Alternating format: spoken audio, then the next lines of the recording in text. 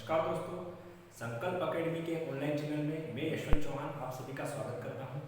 दोस्तों, इससे पहले लास्ट साइंस के लेक्चर में हमने सेल और सेल डिवीजन स्टार्ट किया था। तो दोस्तों, आज हम देखने वाले हैं सेल के कुछ इंपॉर्टेंट फैक्ट्स। ठीक है दोस्तों, अब हम देखते हैं कोशिका से संबंधित कुछ इंपॉर्टेंट फैक्ट्स।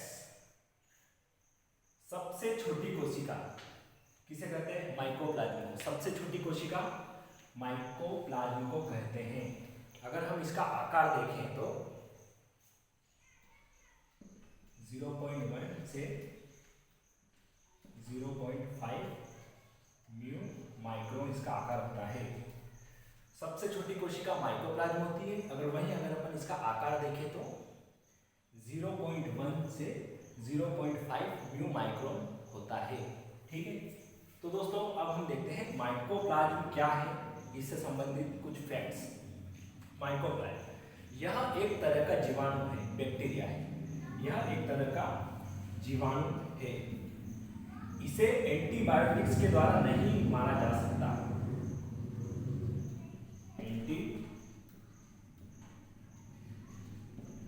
एंटीबायोटिक द्वारा नहीं मारा जा सकता। क्यों नहीं मारा जा सकता? क्योंकि इसमें कोशिका भित्ति का अभाव होता है। कोशिका भित्ति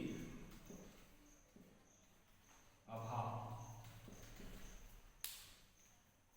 एंटीबायोटिक्स द्वारा इसे नहीं मारा जा सकता। क्यों नहीं मारा जा सकता? क्योंकि इसमें कोशिका भित्ति का अभाव होता है। और कोशिका भित्ति का अभाव होने के कारण इसे वास्तविक बैक्टीरिया नहीं माना जाता है। ठीक है, तो ये वास्तविक बैक्टीरिया नहीं है। इसे पीपीएलओ के नाम से भी जाना जाता है। इसे पीपीएलओ के नाम से भी जाना जाता है। अगर पीपीएलओ का हम फुल फॉर्म देखें तो pleuro pneumonia like organism. Pleuro pneumonia like organism इसका फुल फॉर्म होता है। इसे जंतु जगत का जोकर भी कहा जाता है।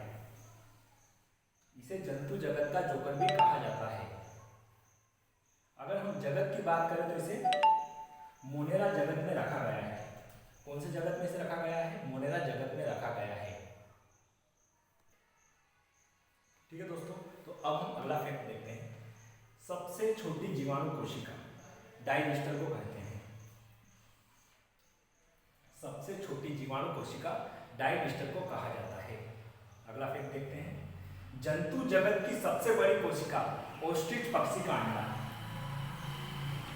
दोस्तों, ये क्वेश्चन बहुत इंपॉर्टेंट है। ये फैक्ट बहुत ज़्यादा इंपॉर्टेंट है। ये बहुत सारी एग्जाम्स में पूछा गया है और आगे आने वाले एग्जाम्स में पूछे जाने की संभावना रहती है। जंतु जगत की सबसे बड़ी कोशिका ऑस्ट्रिच पक्षी का अंडा, इसे शुतुरमुर्ग भी कहते हैं।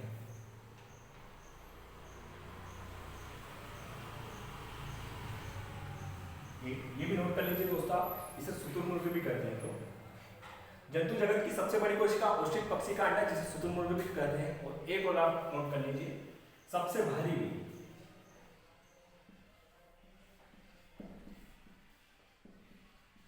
कोशिका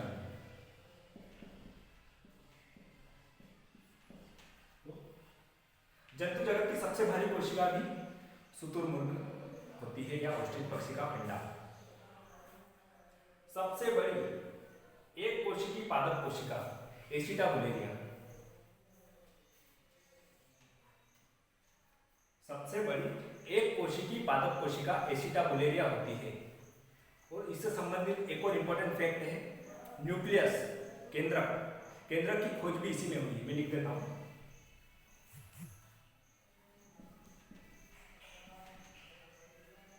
केंद्रक की खोज, अगर ये पूछ ले कि केंद्रक की खोज किसमें हुई है तो वो एसिटाबुलेरिया में ही की गई है। सबसे बड़ी एक कोशिकी पादप कोशिका एसिटाबुलेरिया। एक और फैक्ट इससे संबंधित, केंद्रक की खोज भी इसी में हुई है। अगला फैक्ट अब हम देखते हैं। मानव शरीर की सबसे बड़ी कोशिका अंडाणु ओवम।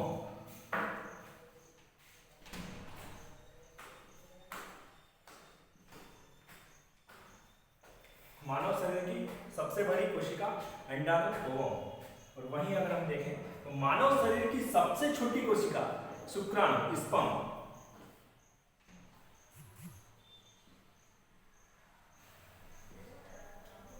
मानव शरीर की सबसे छोटी कोशिका शुक्राणु स्पर्म।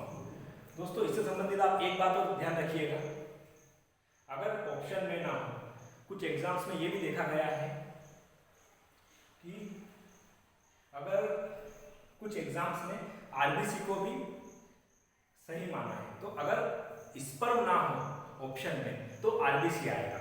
अगर शुक्राणु और आरबीसी दोनों दे रखा हो तो आपको शुक्राणु ही टिक करना है, और अगर ये ना हो तो आरबीसी। मैं लिख देता हूं आरबीसी।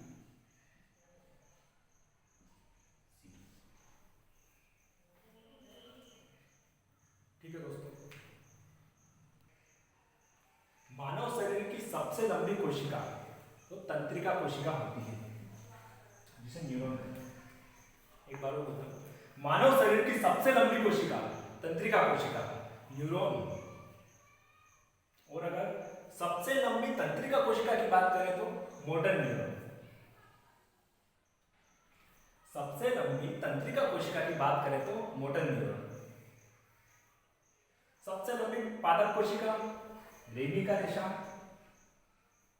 सबसे लंबी पादप कोशिका रेमिका रेशा।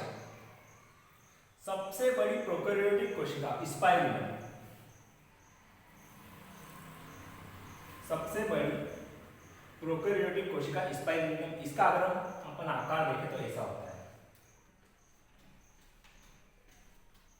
ये इस टाइप से इसका कुछ आकार होता है। तो सबसे बड़ी प्रोकैरियोटिक कोशिका स्पाइरुलिना। आरबीसी का आकार 7.5 म्यू माइक्रोन होता है। आरबीसी का आकार 7.5 म्यू माइक्रोन होता है।